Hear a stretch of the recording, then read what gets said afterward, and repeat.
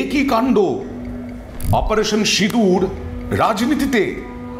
Operation সিঁদুর, মোদি দাবি করেন এই অপারেশন সিঁদুর নামটি তাঁরই দেওয়া, কিন্তু সমস্তটা প্ল্যান, স্বাধীনতা সব দিয়ে দেওয়া হয়েছিল সেনাবাহিনীর 3 স্থল, নৌ এবং আকাশকে, অর্থাৎ 3 বাহিনীকে।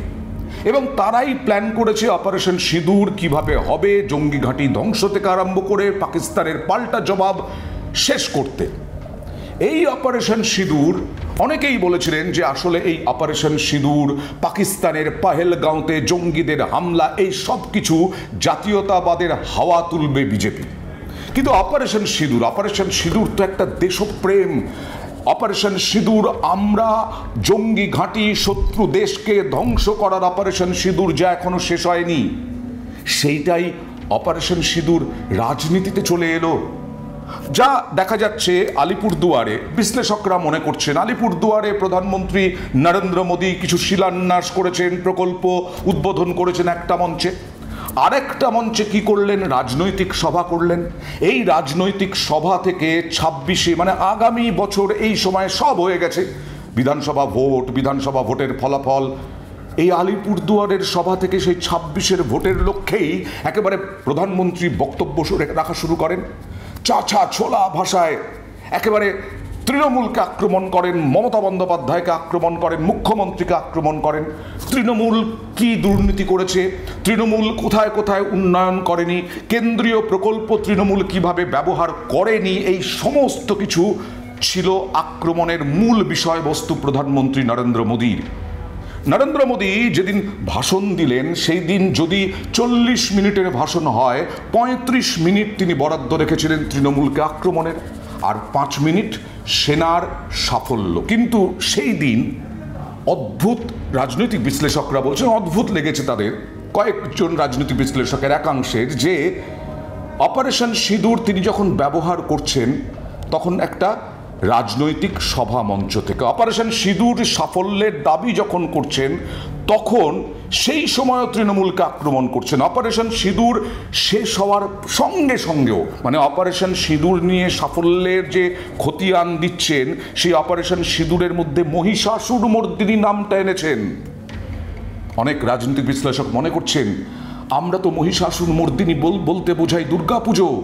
সেই দুর্গাপুজোতে আমাদের প্রাণের পুজো, আমাদের প্রাণের উৎসব, সেখানেই তো আমরা বারবার ব্যবহার করি মহিষাসুরমর্দিনী। সেই মহিষাসুরমর্দিনীর নাম এনেছেন তিনি। সিঁদুর নিয়ে বলার সঙ্গে সঙ্গে, যে 5 মিনিট বললাম, তারপরে যদি আরও ধরি, আরও 5 মিনিট বলেছেন প্রধানমন্ত্রী নরেন্দ্র মোদী, সেটাও কিন্তু তৃণমূলকে আক্রমণ করে। অনেকেই বলছেন যে আসলে সিঁদুরকে রাজনীতিতে পরিণত করা হলো, বিজেপি করলো, আর এইখান থেকেই মমতা বন্দ্যোপাধ্যায় স্বাভাবিকভাবেই আক্রমণের পাল্টা আক্রমণ করেছেন। তৃণমূলকে আক্রমণ করেছেন প্রধানমন্ত্রী নরেন্দ্র মোদী একেবারে তথ্য দিয়ে। শুধু সেই দিনই বলেননি, তারপরে এক্স হ্যান্ডেলে পোস্ট করে কোথায় কোথায় উন্নয়ন হয়েছে, নারী নির্যাতন কোথায় কোথায় হয় বিজেপি শাসিত রাজ্যগুলিতে, সেই সব কিছু খতিয়ান দিয়েছেন। কালকেও অমিত শাহ এলেন, কেন্দ্রীয় স্বরাষ্ট্রমন্ত্রী, রাজনৈতিক সভা করলেন তার মণ্ডল সভাপতিদের নিয়ে, মণ্ডলের কর্মীদের নিয়ে।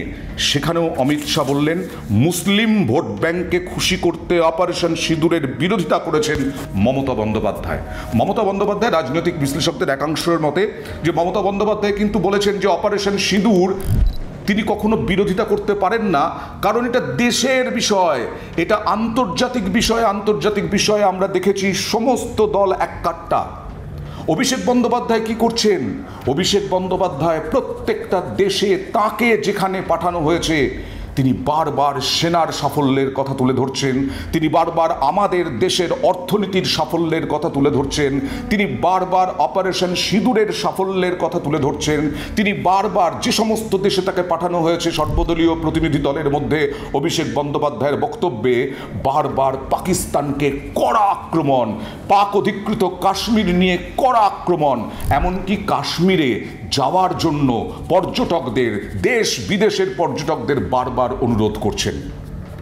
সেইখানে অভিষেক বন্দ্যোপাধ্যায়কে যখন পাঠিয়েছেন আপনারাই, অনেক রাজনৈতিক বিশ্লেষকদের মতে, যে তাহলে অপারেশন সিঁদুর নিয়ে রাজনীতির বক্তব্য কেন?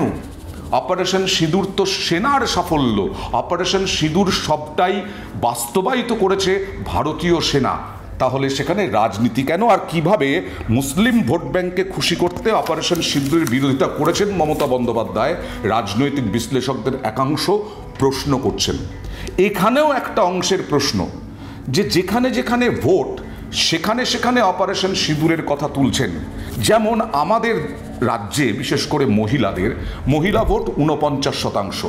সেই মহিলা ভোট পেতেই কি এই কৌশল, সুকৌশল? কারণ সিঁদুর আমাদের বাঙালির কাছে একটা অত্যন্ত গুরুত্বপূর্ণ বিষয়।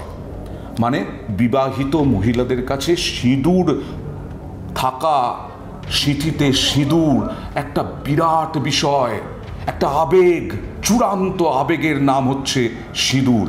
সেই কারণেই কি রাজনৈতিক সভামঞ্চ থেকে অপারেশন সিঁদুর, সিঁদুরের মহিমা, সিঁদুর কতটা শক্তিশালী সেইটা বর্ণনা। এরপরে বিহারেও ভোট এবছরের শেষে, সেখানেও সেই একই কথা। এবং অমিত শাহ যখন বলেন যে মুসলিম ভোট ব্যাংককে খুশি করতে অপারেশন সিঁদুরের বিরোধিতা করছেন মমতা বন্দ্যোপাধ্যায়, তখন এটা রাজনৈতিক বিশ্লেষকদের একাংশ বলছেন পরিষ্কার হয়ে যাচ্ছে যে অপারেশন সিঁদুর নিয়েই এখানে বারবার মমতা বন্দ্যোপাধ্যায় এবং তৃণমূল কংগ্রেসের সরকারকে বিঁধবেন। এখানেই চলে আসছে সিঁদুরের রাজনীতি।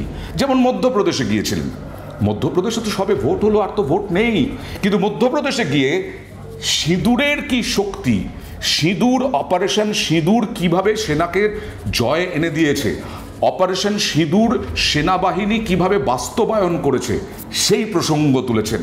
কারণ সেখানে অপারেশন সিঁদুর নিয়ে আবেগের কথা, অপারেশন সিঁদুরের সেন্টিমেন্টের কথা, মহিষাসুর মর্দিনীর কথা সেগুলো বলতে হয়নি। অনেক রাজনৈতিক বিশ্লেষক বলছেন আসলে সেখানে তো ভোট নেই, যেখানে ভোট সেখানেই কি অপারেশন সিঁদুরকে এভাবেই ব্যবহার করা হবে। এবং আমাদের বাংলায় আগামী কয়েক মাস রাজনীতির উত্তাপ বাড়বে, রাজনৈতিক তরজা বাড়বে, প্রধানমন্ত্রী, স্বরাষ্ট্রমন্ত্রী, আরও বিভিন্ন নেতার আনাগোনা শুরু হবে।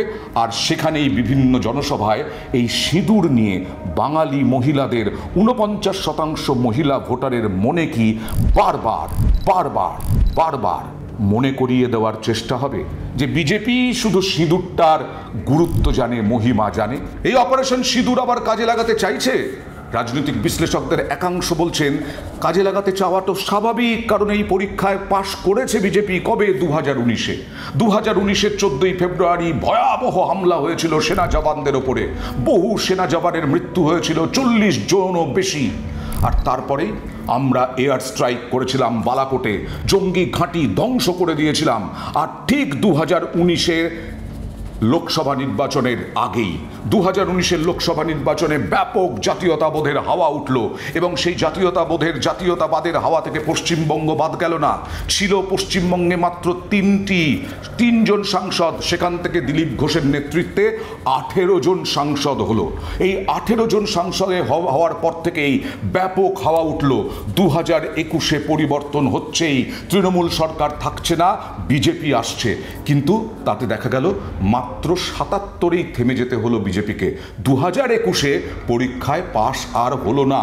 আর 2024-এ এইরকম ইস্যু পাওয়া যায়নি। 2024-এর যে লোকসভা নির্বাচন, সেই লোকসভা নির্বাচনের আগে তাই বিজেপিকে আরও অনেক কমে যেতে হলো। 12 জন সাংসদে পরিণত হলো, 18-র জায়গায় 12। বরাবর বাংলা চাই, বিজেপির বাংলা চাই। ইতিমধ্যে বাংলা ঘিরে দেখুন আসাম, ওড়িশা, ত্রিপুরা, বিহার, এই 4টে রাজ্যই হচ্ছে বাংলাকে ঘিরে, যা সরাসরি বিজেপি শাসিত, আর না হলে নীতিশ কুমারের নেতৃত্বে বিজেপি শাসিত। এই তো অবস্থা। সুতরাং বাংলা কিভাবে বাদ যায়? প্রধানমন্ত্রীর কথাতে বারবার উঠে এসেছে এই বাংলা চাই, এই বাংলায় বিজেপি না এলে পরে উন্নতি কিছুতেই হবে না। অন্যান্য প্রতিবেশী রাজ্যগুলির মতোই বাংলায় উন্নয়ন করে দেখিয়ে দেবে বিজেপি। তাই রাজনৈতিক বিশ্লেষকদের একাংশের মতে এই সিঁদুর, মাথার সিঁদুর, সিঁথির সিঁদুর কাজে লাগাতে চাইছে যেন তেন প্রকারেণ হোক। আর তাই তো বেশি উৎসাহী হয়ে গিয়ে চুঁচুড়ায় বিক্ষোভ দেখাচ্ছিলেন যখন বিজেপি কর্মীরা, পুলিশ কর্মীদের মাথায়, মহিলা পুলিশ কর্মীদের গালে, মহিলা পুলিশ কর্মীদের সিঁথিতে সিঁদুর দিয়ে দিলেন, তা নিয়েও বিতর্ক হলো প্রচুর। আসলে সিঁদুর নিয়েই এবার রাজনীতি করতে চায় বিজেপি, রাজনৈতিক বিশ্লেষকদের একাংশের মতে।